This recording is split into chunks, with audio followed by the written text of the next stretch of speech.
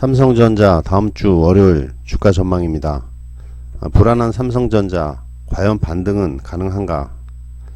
지난 금요일 증시는 소폭 하락 출발 후 장 내내 하락으로 흘러내리며 큰 폭으로 마감하였습니다. 삼성전자도 2.40% 하락한 48,750원으로 장을 마감하였습니다. 지난 금요일 삼성전자는 써니스탁의 예상치를 벗어나 중요한 구간에서 밀려 향후 전망을 어둡게 했는데요.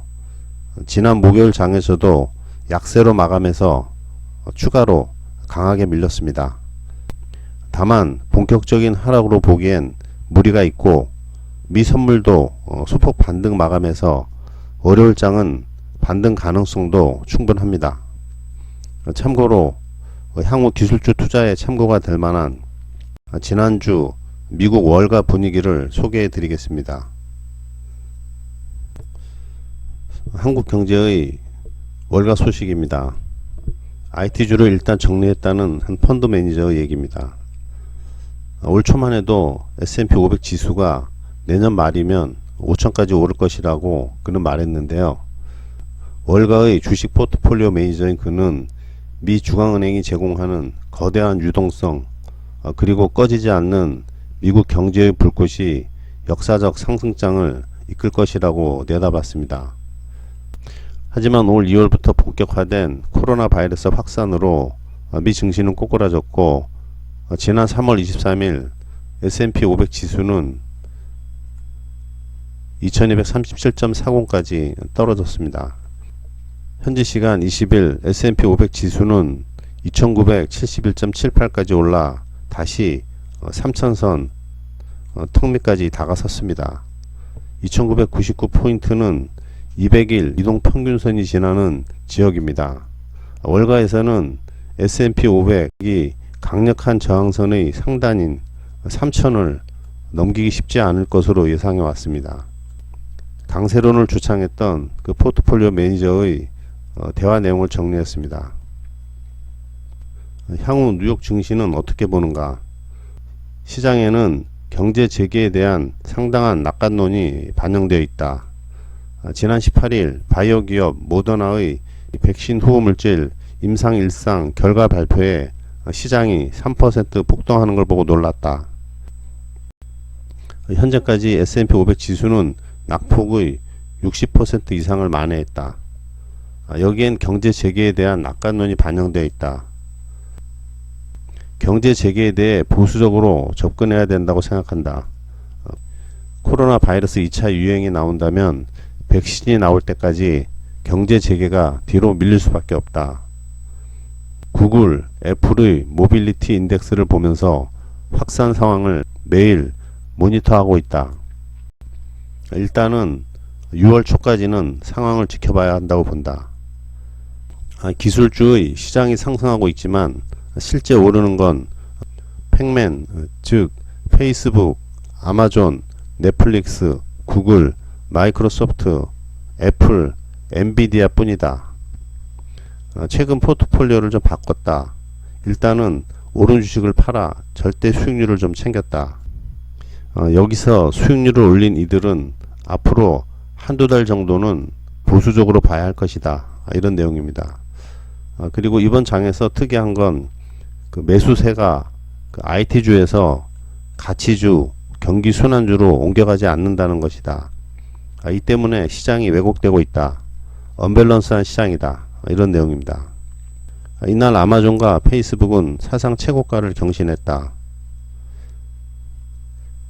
찰스 슈왑, 이트레이드 등 3개 증권사가 78만 개의 신규 증권 계좌가 생기는 등 월간으로 역대 최다 계좌가 생겼다고 보도했다. 이는 젊은 밀레니얼 세대 위주로 미국판 동학개미 혁명이 일면서 이들이 친숙한 IT주를 대거 매수했다는 관측이 나온다. 이런 내용입니다. 경제가 재개되면 V자 반등을 할 수 있다고 보는가? 5월 실업률이 20%가 넘을 것으로 예상된다. 과거를 보면 실업률이 회복되려면 높아지는 시간의 3배 정도가 걸린다. 이번에 3월부터 실업률이 급증했다면 석 달이다. 실업률이 어느 정도 회복되려면 9개월은 걸릴 것이다. 그래서 연말이면 실업률이 10%가량 될 것이라는 얘기가 나온다.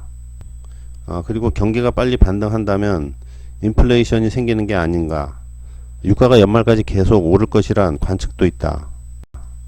인플레냐 디플레냐 논란이 많지만 현재로서는 수요 감소에 따른 디플레를 막는 게 가장 우선 과제다. 그런 다음에 경기가 회복되어야 인플레를 걱정해야 할 것이다. 인플레이션에 있어 유가 급등은 최악의 시나리오가 될 수 있다. 유동성 기반의 증시 랠리의 가장 큰 적은 결국 인플레다. 미중 갈등은 파국으로 가는 것인가?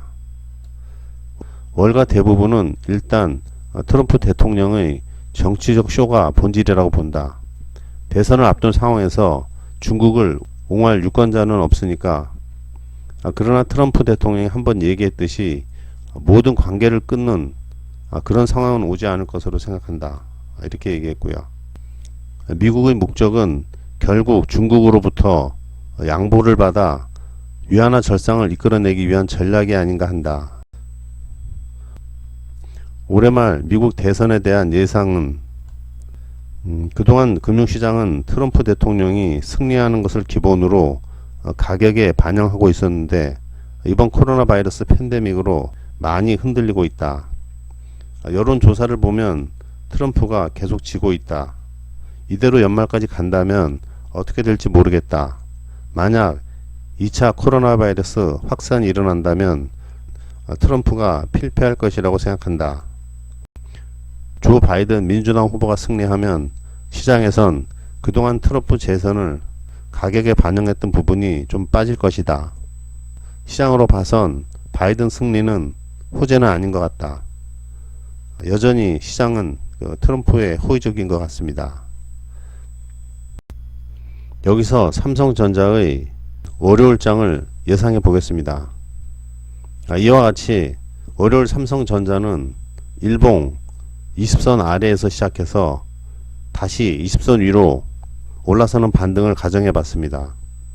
지난 금요일 다우 선물이 소폭 반등하였고 현재 알려진 것 외에는 특별한 신규 악재가 없다는 점에서 반등이 예상됩니다.